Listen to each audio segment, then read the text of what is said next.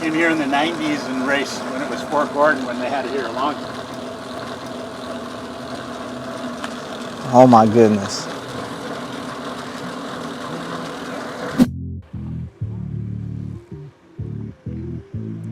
What's up, what's going on? Welcome back to the channel. We are out here at the Masters and Junior World National Championship out here in Augusta, Georgia. These are my stomping grounds, right? And I'm just gonna get out here, do some interviews, talk some bikes.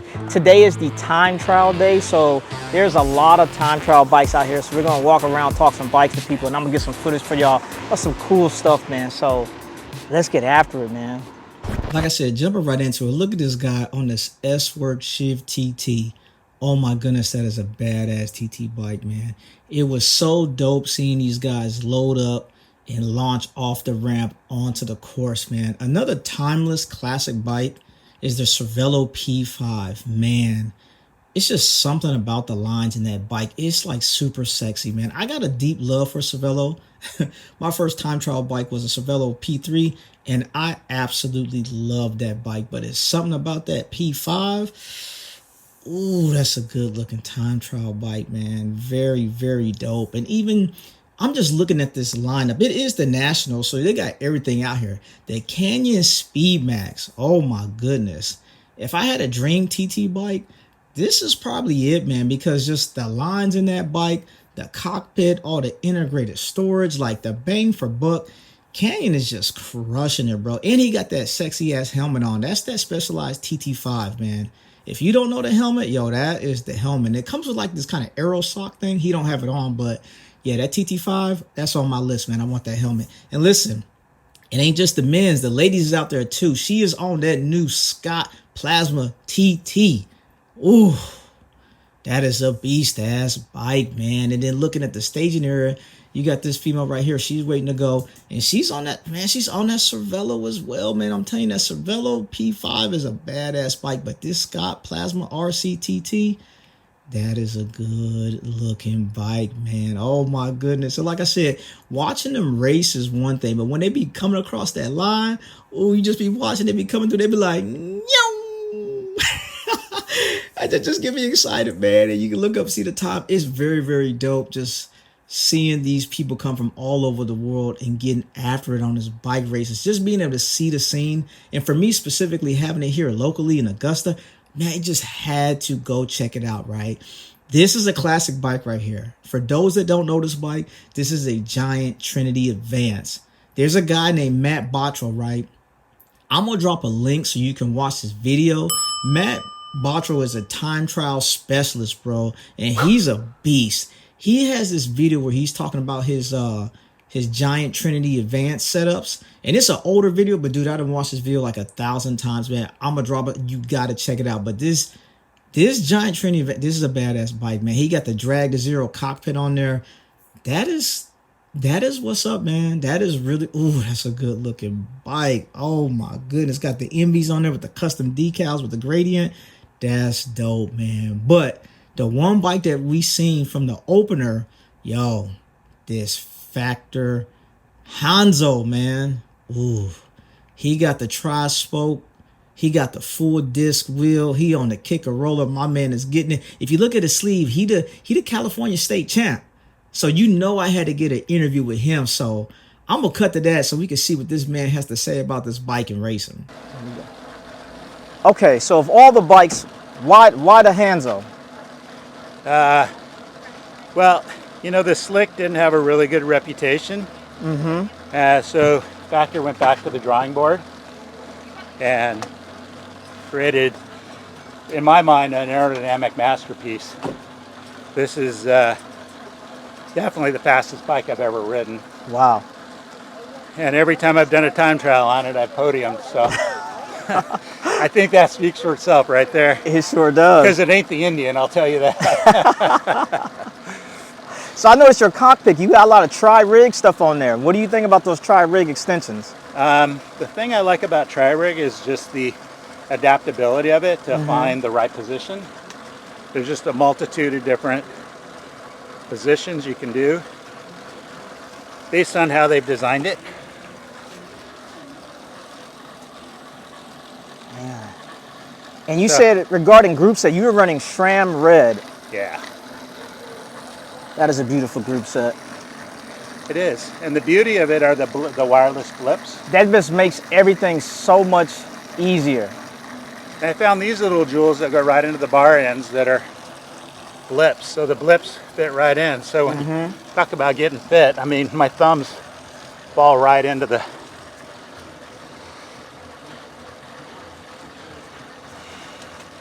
One of the things I found was unique about those blips is that there's no way to charge them.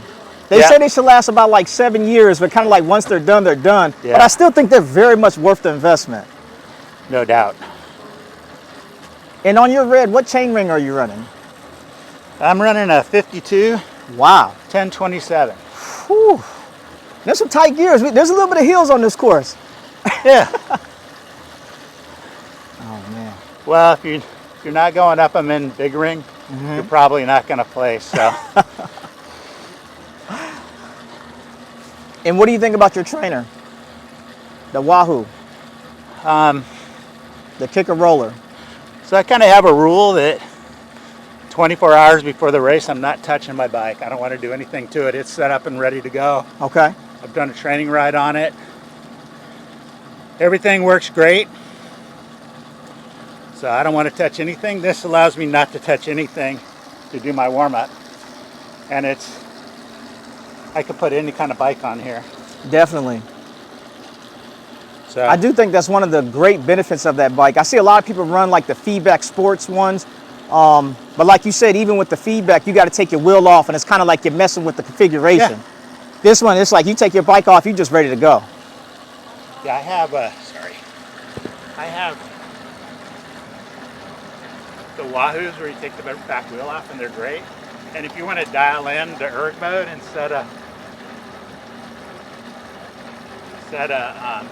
power setting, it's great for that.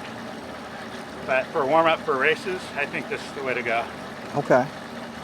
And when you warm up, what does your warm up consist of? Is it a time or a power? A little bit of both. Okay. So, but I'll go, depending on your zones, you know, I'll go all the zones, get some more muscles, try to keep the body cool.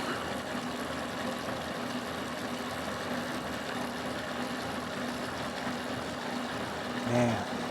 Well, I really appreciate your time, sir. Thank you for letting me film you and this bike.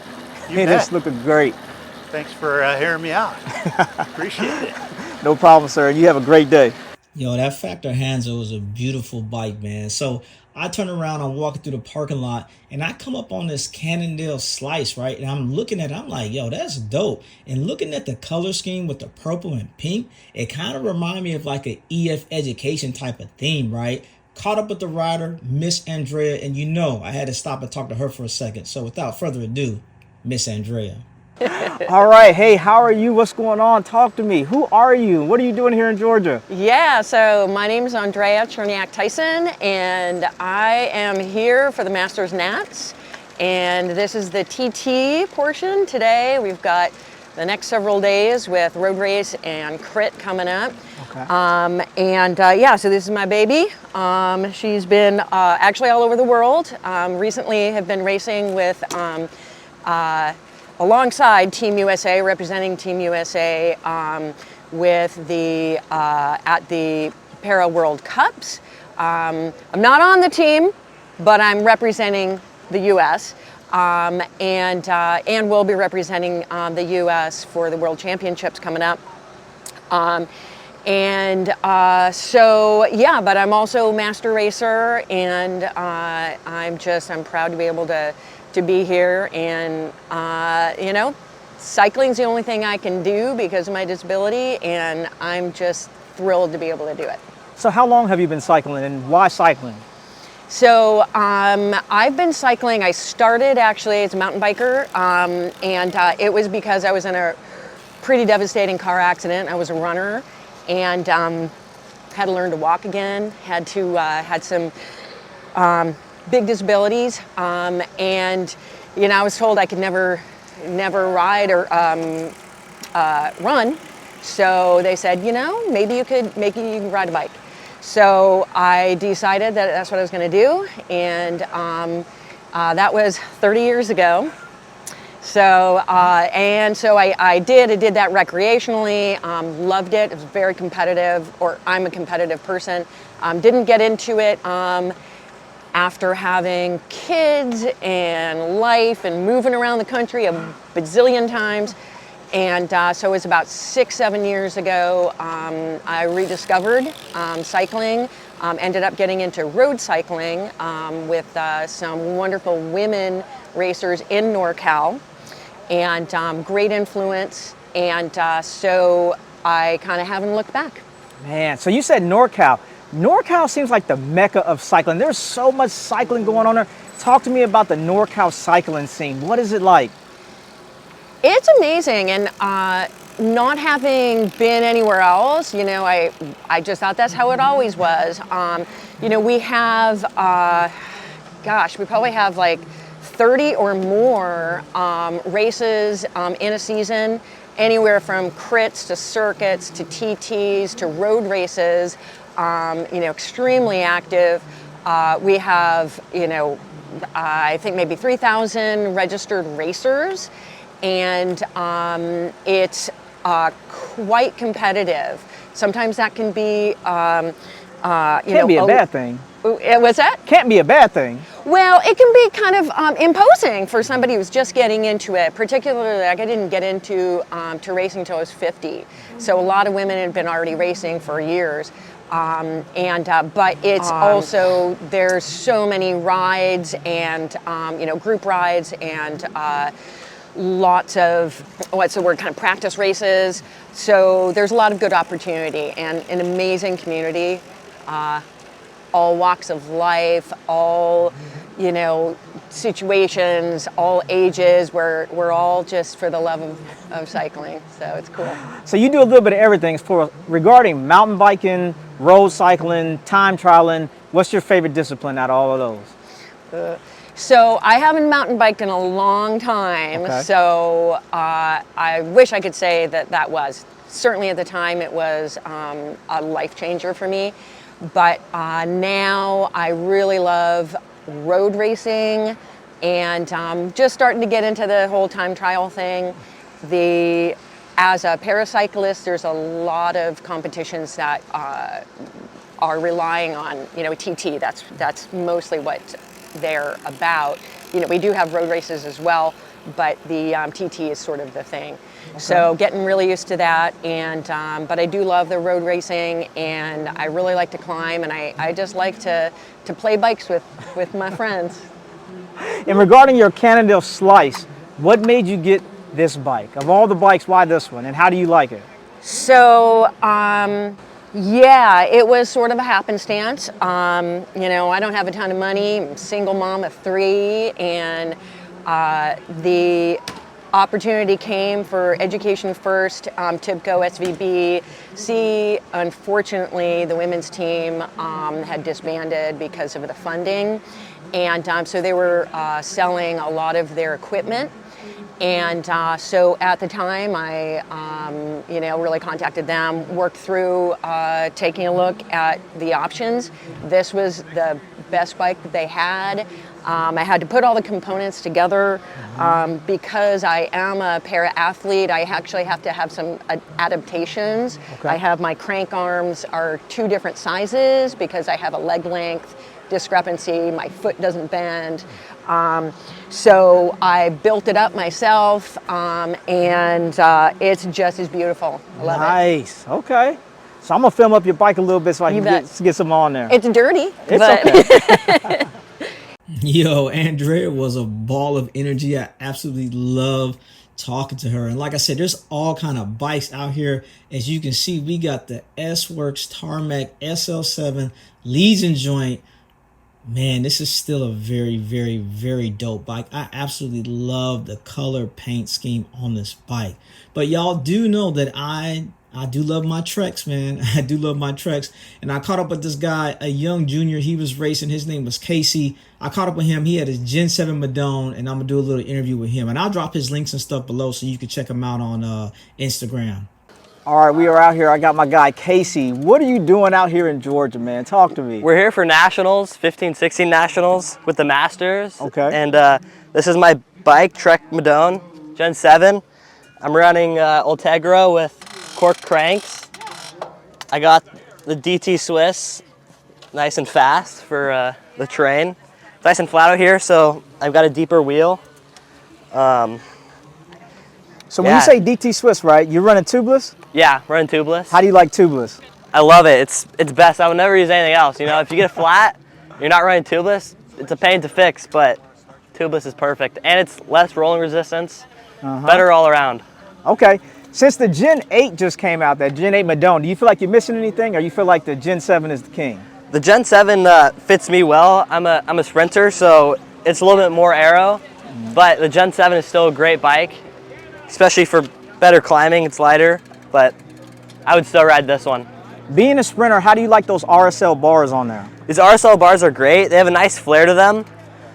And when you're down the drop sprinting, it's great. They're nice and narrow for when I need to get aero as well, so they're perfect. And when you say narrow, are those are 37s? Yeah, these are these are 35s. 35s, oh Yeah. my goodness, super narrow. Yep. It's great. Drivetrain, tell me about your gear setup, what you running? So I'm running 11 to 34 in the rear, and 36, 32, or 52 in the front. Perfect for the sprints. Nice flat sprints. Always have enough gears. Running a wax train. It's Silka with the ceramic speed. I also have a ceramic speed bottom bracket. So with the wax chain, is the truth? Yeah, but I wouldn't do anything else. It's perfect. It's clean. It's faster. It's great. And for your group set, I see you running that 12-speed Di2. Were you running any of the 11-speed Di2 stuff? No, I haven't used 11-speed, but 12-speed is great. Yeah, I like the 12-speed. I feel like they refined a lot of stuff. I love the hoods, the ergonomics of it, man. It just feels great when you are riding that I would bike. agree. How do you feel about the brakes on that Ultegra group set? The brakes are great. Way better than, I mean, SRAM has great stuff, but sometimes their brakes aren't always there. But Shimano is definitely always there. Okay, so you Shimano over SRAM. Oh yeah, definitely. What kind of saddle are you running? I'm running the Velo saddle. I forget the name of it, but it's great. I just started using it like a couple months ago. It's one of my favorite saddles I've used so far.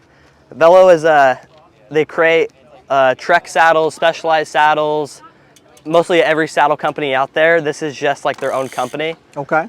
But one of my favorites. All right. And then for a computer setup, I see you got a Garmin on there. What's Garmin you running? I'm using the Garmin 840. Okay. I just started using it like a month or two ago. It's great. I love it. Have you seen any of the newer stuff? Like you got like the 1040 that has like the solar in there? Yeah. Do you know anything about that? Have you ever used one of those? Yeah, this is a solar one. It's great. It never goes dead. But I heard about the new Garmin 1040 and how it has, like, you could pay with it. I think that's great. Garmin is one of the best computer companies out there. I definitely am a Garmin fan as well. All right, and when we was talking about tires, I know you're running tubeless, but what size tires are you running? 28s. 28s is the way to go. I'm running the Cannondale Grand Prix 5000. They're great. Nice, looking great, man. STR, that is a very nice tire. PSI, what PSI are you running? From like 50 to 60, depending on the race. Okay, sounds good. And I like the cork. How you feel about the cork, the D4? The cork is great. I've had problems with other power meters, pedal power meters. Cork is always accurate. It's easy to calibrate. All right, sounds good, man. I really appreciate you giving me some of your time, man. Thanks a lot, Casey. No problem. Thank you. All right, brother. All right, y'all, I'm gonna get y'all some Insta360 footage. The junior race just got finished, man, and I'm pretty sure you guys know the channel Bros Ride Bikes. They are out here, man. I'm gonna see if I can catch up with Eli just to talk to him about the race and just see what he got to say about it. But yeah, man, it's always a good day for some bike racing, bro. Always a good day for some bike racing. Let me see if I can find this guy. Where is he at?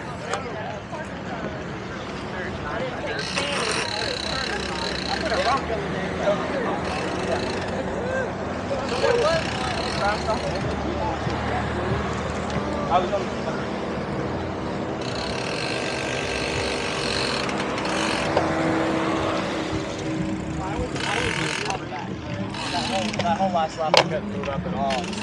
up, gentlemen? How y'all doing? Great race, man. Good job, brothers. Yeah. All right, now. Hey man, you mind if I ask you a question? Yeah. How would you like your factor?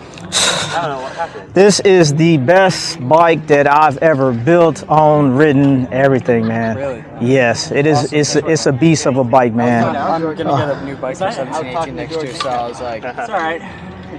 Yeah, the Ostro VAM, I feel like it does everything well. I did a couple different like boutique parts about it. As far as like wheel setup, I changed the bars. The black ink bars kind of didn't really work for me. Usually I like a 125 or a 127 drop. The black ink bars have a 120 drop. So in the drops right here is real, I don't know, just felt weird. And then when I would sprint, it's like my wrist was hitting the bar and I didn't like no, it. that's good information for me, thank you. Yeah. And I mean, you've obviously got some really nice parts on the back. Yeah, I did the Galfa rotors. It was Enzo for... You know, it comes with ceramic speed, mostly everything. So it's got the ceramic speed bottom bracket, ceramic speed headset, did the ceramic speed oversized pulley wheel, KMC chain, Durace chain rings, D4, just... When did you crash? Yeah, I don't think there's anything I didn't put on this thing. Dude, it looks amazing. It's an eye catcher for sure, man. Thank you very much. Hey, no problem, man. Hey, if you want to know more about the bike, I got a channel, RobbArmstrong, so I'm always talking about the bikes on there. And I build a bunch of bikes. So I got the Factor, I got an S5, I got a Madone, I got a couple different bikes. Where are you from? I'm from here. Oh, really? Yeah, I actually live right outside the base, man. Nice, that's awesome. So it's cool. I'm lucky to have this area to ride in. It's real nice. Yeah, I'm from Colorado, so Okay. it's a better ways down here. Sorry, I'm flipping you off trying to... No, it's all good. I know how it is. Once that sweat starts coming, it's a wrap. So I'm actually doing a bunch of coverage of the race and everything. I'm filming right now, so you're gonna be on. Thanks, you'll be on the channel. Thanks, man. I appreciate it. So check it out. Homies. All right, thank you. I'll let you get back to your day. All right, brother. As you can see, man, we are just out here talking bikes, man. Just like I said, it is always a good day for some bike coverage, bro. It's just something about bike racing, man. It brings people out, spinning the legs. Got the Insta360 popping. Slide around this guy. So as y'all can see, I was able to catch up with Eli, but he was looking spent. He just got done racing, and I didn't want to press him or anything like that. I just, trying to be cool, read the energy, but it also kind of worked out because the other gentleman ended up asking me some questions about the VAM, and then we talked about the VAM for a minute, and, I just kept it rolling. But, yo, check this out. As I was rolling through the parking lot going to where the podium was, I ran up on this bike, and I was like, yo, what is this?